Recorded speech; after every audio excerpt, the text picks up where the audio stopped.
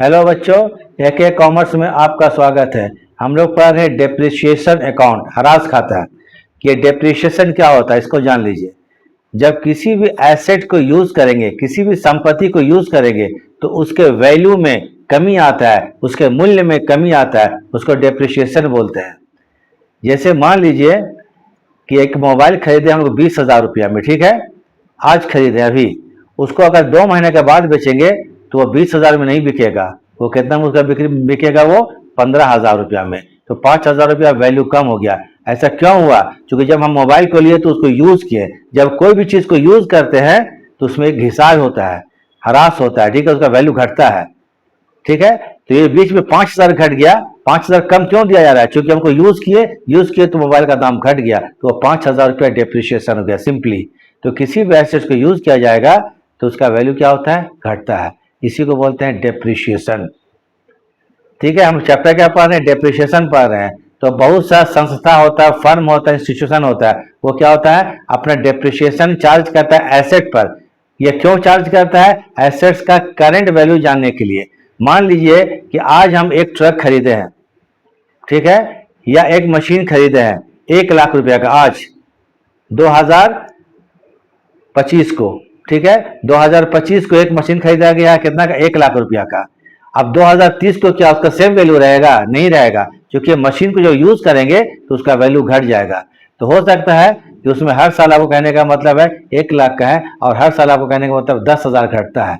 तो 5 साल में कितना घट जाएगा? वो 50,000। तो 5 साल के बाद ये मशीन का दाम कितना रह जाएगा? करंट वैल्यू 50,000 रह जाएगा। तो कोई भी फर्म, कोई भी संस्था, कोई भी इंस्टीट्यूशन, बिजनेस क्या करता है? वो अपने एसेट्स का करंट वैल्यू जानने के लिए वो डेप्रिसिएशन चार्ज करता है।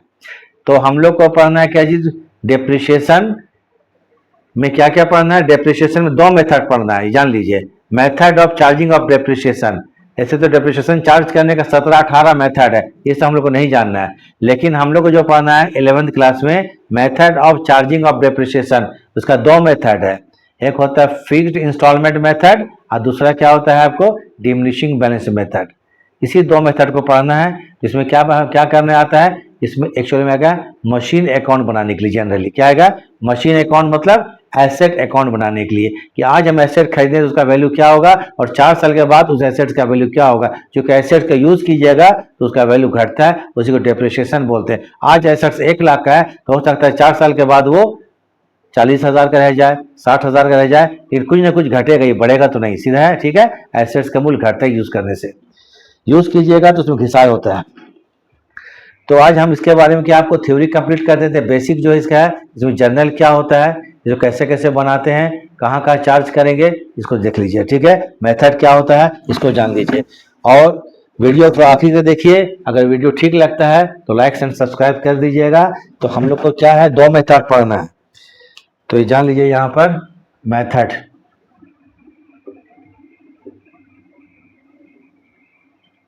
Method of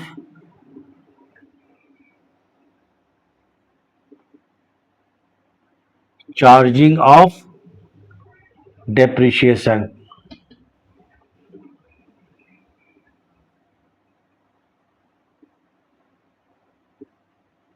method of charging of depreciation. हम लोगों को 2 ही मेथड पढ़ना है, बस काफी है इतना। पहला बोलते हैं इसको, चलिए, स्ट्रेट लाइन मेथड, या छोड़ दीजिए इसको। पहले चलिए fixed, fixed instalment, instalment method. दूसरा नाम इसका straight line method, straight, straight line, line method. तीसरा नाम इसका हो सकता है ओरिजिनल कॉस्ट मेथड। इन नामों को जान लीजिए। ठीक है। ओरिजिनल कॉस्ट मेथड और कॉस्ट प्राइस मेथड।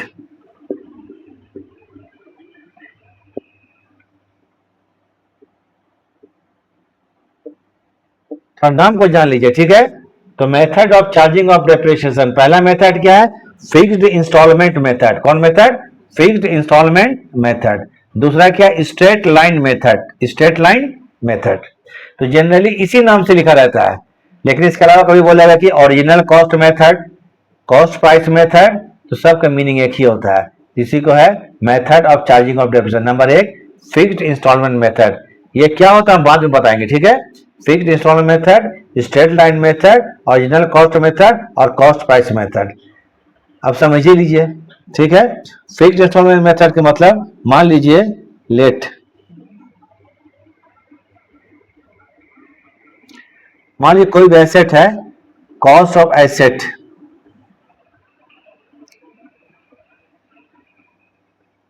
10,000 का है और रेट ऑफ डेप्थ, डेप्थ मतलब डेप्रिसिएशन, बोलता है 10% पर एनम, 10% पर एनम है, ठीक है? तो इसलिए इसका जब डेप्रिसिएशन निकालिएगा, डेप्थ मतलब डेप्रिसिएशन इक्वल टू एसेट कितना है? 10,000 रुपया का है और इंटू 10% है, 10/100 1,000। फिक्स्ड इंस्टॉलमेंट मेथड का मतलब यह होता है कि डेप्रिसिएशन हर साल फिक्स्ड रहेगा। ये जो 1,000 का डेप्रिसिएशन है, ये सभी ईयर के लिए होगा, एवरी ईयर के लिए होगा, ईच ईयर के लिए होगा। मान लीजिए क्वेश्चन 3 साल के लिए बनाते हैं तो तीनों साल के लिए डेप्रिसिएशन हम लोग कितना निकालेंगे? एक ही 1,000 रुपया होगा, चेंज नहीं होगा। इसीलिए इसको बोलते हैं फिक्स्ड इंस्टॉलमेंट मेथड। फिक्स्ड है, स्ट्रेट एक साथ चला जा रहा है, या original cost method, original cost कितना 10,000 है, या cost price method, cost price कितना 10,000 मशीन इसका एसेट का है, तो इसी को बोलते हैं फिक्स्ड इंस्टॉलमेंट मेथड। हो गया? दो मेथड पढ़ना हम लोग, फिक्स्ड इंस्टॉलमेंट मेथड और दूसरा मेथड बता देते हैं, ठीक है? इसका स्क्रीनशॉट ले लीजिए।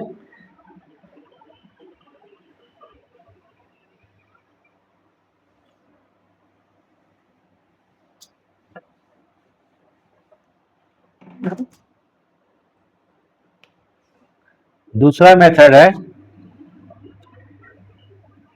Diminishing, diminishing, diminishing balance method, balance method. दूसरा नाम इसका है रिड्यूसिंग, रिड्यूसिंग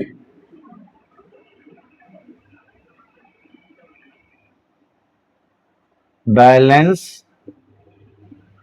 मेथड। और एक और नाम इसका है written down value method, written down value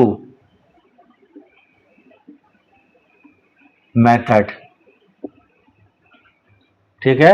retain down value method. इसमें क्या होता है? डेप्रिसिएशन जो हर साल चेंज होगा। डिमिनिशिंग मतलब होता है, इसको हिंदी बोलते हैं क्रमागत ह्रास प्रणाली। सुनने में अजीब लग रहा है, माने घटते हुए क्रम में। रिड्यूसिंग बैलेंस मेथड, रिड्यूस मतलब घटते हुए क्रम में, रिटेन डाउन वैल्यू मतलब इसको बोलते हैं घटते हुए क्रम में, माने घटते हुए क्रम में। अब मान लीजिए यहां पर लेट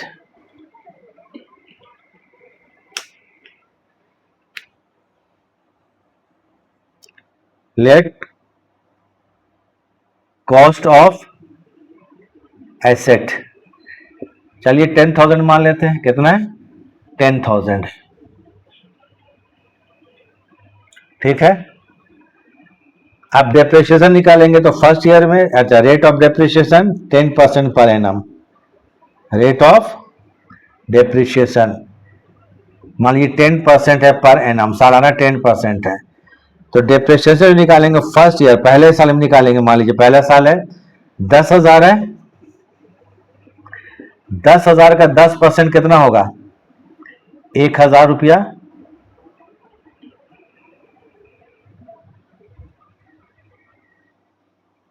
फर्स्ट ईयर का डीईपी, डेप डेप्रिसिएशन कितना होगा? यहां पर 1,000 रुपया हो जाएगा। अब निकालते हैं सेकेंड ईयर, ऐसे दाम कितना है? 10,000 है, डिमिनिशिंग बैलेंस मेथड या रिड्यूसिंग बैलेंस मेथड, इसको निकालने के लिए अब ये 10,000 में अब नहीं निकलेगा, इसमें 1,000 का जो पिछला डेप्रिसिएशन है इसको घटा देंगे हम लोग, बचेगा कितना 9,000। अब 9,000 जो है तो 9,000 का 10%, ये होगा डेप्रिसिएशन कौन ईयर का, सेकंड ईयर का, मतलब 900 रुपया। क्लियर है? तो फर्स्ट ईयर डेप्रिसिएशन 1,000 हो गया और सेकंड ईयर का 900 होगा, इसी को बोलते हैं डिमिनिशिंग, इसमें चेंज होता चला जाता है, जो एसेट्स का घटे हुए दाम पर डेप्रिसिएशन निकालते हैं। पहले 10,000 में निकाले, सेकंड ईयर जब आएगा तो 10,000 में पिछला डेप्रिसिएशन 1,000 घटा देंगे, फिर जो बचेगा 9,000 उसका आपको 10% तो 900 रुपया, इसी को बोलते हैं डिमिनिशिंग बैलेंस मेथड। तो दो मेथड पढ़ना है हम लोग को, फिक्स्ड इंस्टॉलमेंट मेथड और डिमिनिशिंग बैलेंस मेथड। इसका स्क्रीनशॉट ले लीजिए, दोनों मेथड हो गया।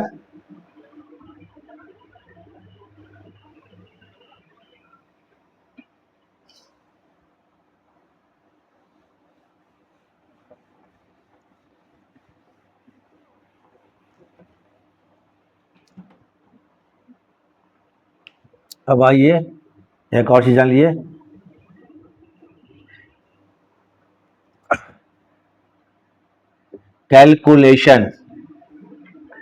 Calculation of depreciation. Number 1, if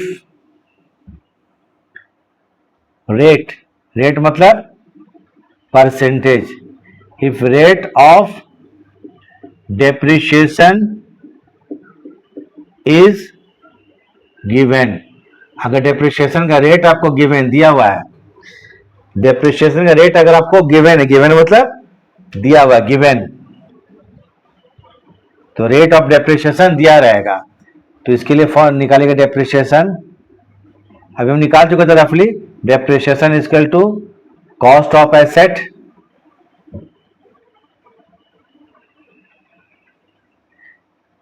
into percentage of depreciation, rate of depreciation divided by 100।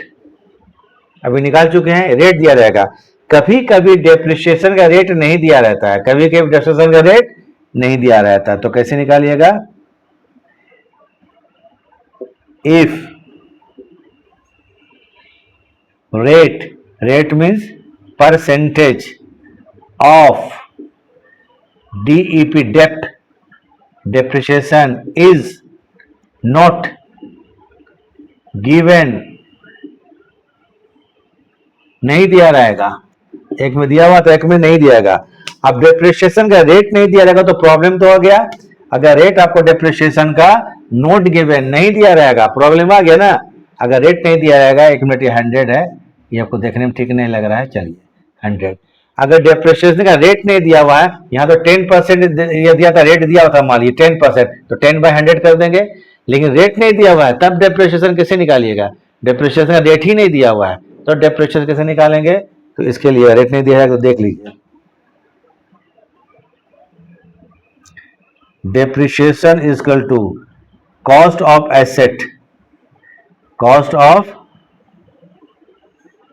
Asset minus scrap value bye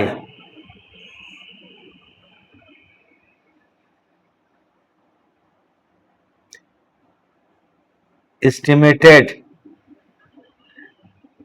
life of asset, asset का estimated life. अब यहां पर देखिए cost of asset, scrap value क्या होता है, ठीक है, मान लीजिए आपके यहाँ कूलर है, कूलर खराब हो गया, जंग लग गया, टूट गया, उसको आप क्या किए, कबाड़ में बेच दिए, उसको बोलते हैं स्क्रैप वैल्यू। कूलर नया खरीदेंगे तो 15,000 में खरीदेंगे, जब उस स्क्रैप में बेचेगा तो आपको 200 रुपये मिलेगा, ठीक है, उसको बोलते हैं स्क्रैप वैल्यू, ठीक है। मान लीजिए कॉस्ट ऑफ एसेट अगर आपको 1 लाख रुपया का है, यहाँ 1 लाख लीजिएगा, स्क्रैप वैल्यू अगर उसको रद्दी में बेचेंगे हम लोग तो 10,000 रुपया आएगा, तो 1 लाख में 10,000 घटा देंगे तो कितना होगा, 90,000।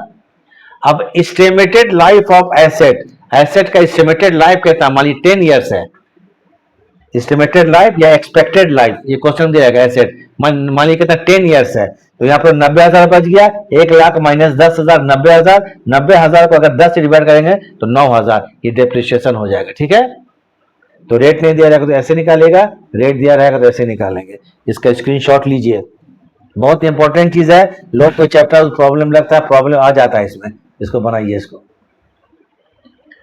अब कुछ इसमें जर्नल होता है उसको लिखवा देते हैं और क्लास खत्म करते हैं, कि जब इसमें जर्नल करने बोलेगा कभी कभी, जनरली जर्नल बहुत कम रहता है लेकिन आ गया, और जर्नल नहीं जानिएगा तो लेजर में नहीं बनेगा, सीधा बात है, तो इसमें कुछ जर्नल है उसको लिखवा देते हैं। स्क्रीनशॉट ले लिए होंगे, चलिए अब मिटाते हैं।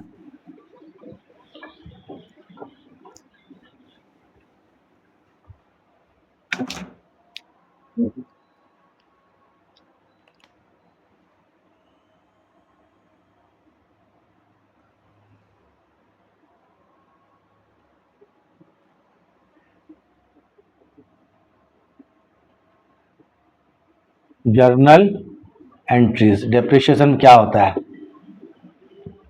तो डेप्रिसिएशन जानते हैं आप लोग एसेट में होता है। तो number 1, when asset purchased, when asset, जब एसेट्स खरीदा जाएगा, जर्नल पढ़ चुके हैं आप लोग, पढ़ा चुके हैं, देख लीजिएगा जर्नल में रह के, कॉमर्स में पूरा जर्नल समझ में आ जाएगा, पूरा प्लेलिस्ट बना हुआ है, देख लीजिएगा। एसेट जब खरीदा जाएगा तो लिखिएगा यहाँ पर एसेट अकाउंट डेबिट। मान लीजिए जब खरीदते हैं प्लांट, तो क्या होगा, plant account debit, asset account debit, asset है। ठीक है, अच्छा थोड़ा कभी कभी क्या होता है हाथ घूम जाता है, ठीक है, asset account debit to cash account, to क्या होगा, cash, cash oblique bank account, being asset purchased. Number 2, asset खरीदने के बाद डेप्रिसिएशन चार्ज किया जाएगा, तो when depreciation charged,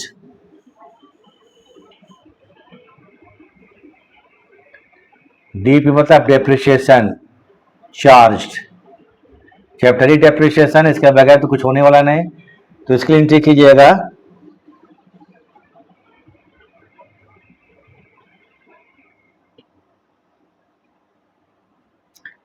depreciation account debit to asset account, being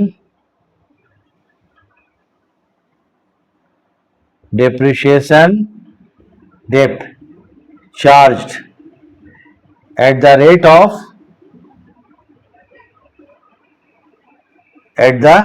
of 10% per annum, 5% per annum, ये depend question पर करता है।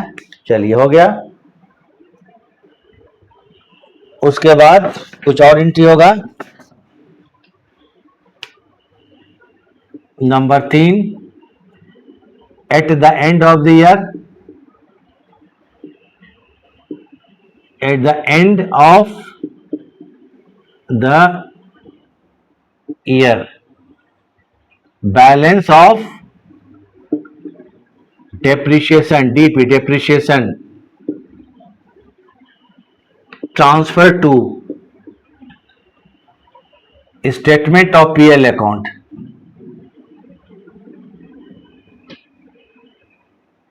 statement of profit and loss account, ये आपको करना पड़ेगा। ठीक है, तो इसके लिए लिखेंगे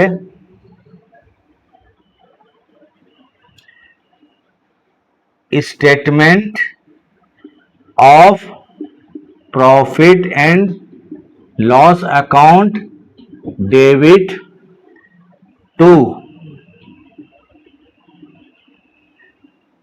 DP depreciation account, being depreciation narration है, transfer to statement of PL, statement of profit and loss account, statement of PL, sorry statement of PL account, statement of PL होता है, सॉरी, ठीक है, statement of PL, statement of PL account नहीं होता है, गलती से लिखा है, ठीक है, स्टेटमेंट ऑफ पीएल हो गया।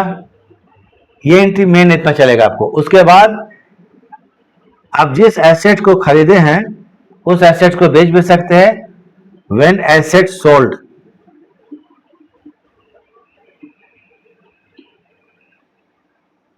व्हेन एसेट सोल्ड, अगर एसेट बेचेंगे हम लोग पैसा आएगा, cash oblique bank account debit, ठीक है, टू एसेट अकाउंट,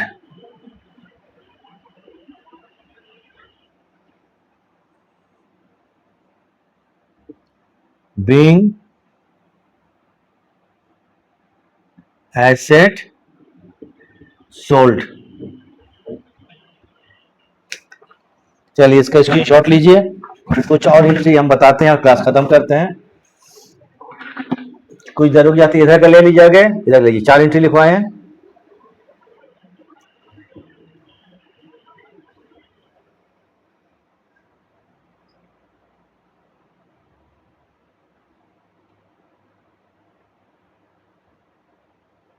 चलिए ठीक है,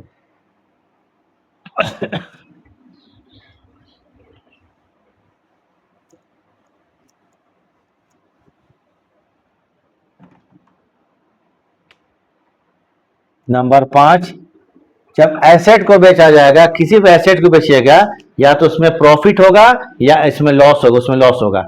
मान लीजिए एसेट अगर 4,000 का है और उसको 5,000 में बेच देते हैं तो 1,000 प्रॉफिट हो गया, क्लियर है।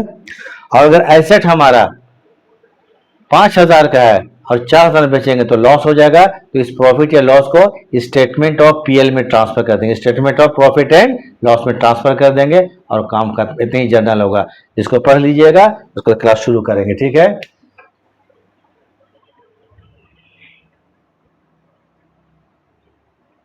In case of profit, profit on sale of asset, sale of asset, अगर एसेट को बेचने से प्रॉफिट होता है तो इसके लिए लिखेंगे हम लोग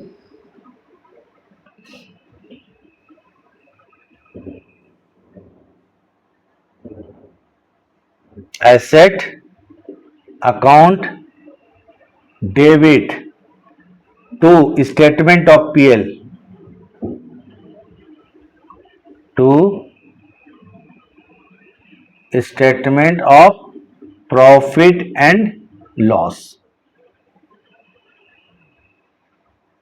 being profit on sale of asset transfer to ST, मतलब statement of PL, ST statement. चलिए नरेशन है ये। फिर आ जाइए नंबर 6, हम अंदर अलग अलग कर रहे समझ में आए। इन case of loss on sale of asset, loss हो सकता है in case of loss on sale of asset, उल्टा एंट्री कर दिया जाए, ये प्रॉफिट था ये लॉस है, उलट दी एंट्री को, statement of PL, statement of profit and loss debit करेंगे टू, क्या होगा, asset account,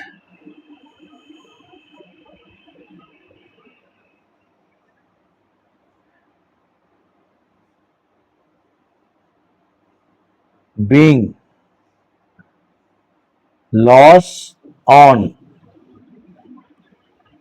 sale of asset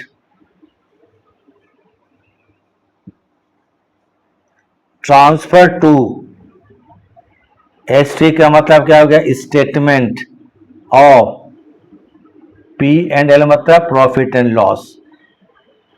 तो ये कंप्लीट इसका थ्योरी इतना ही काफी है, इतना पढ़ लीजिए, आपको कहीं कुछ प्रॉब्लम नहीं आएगा। चलिए इसकी एंट्री को उतार लीजिए, ये 6 एंट्री है, इतना काफी है।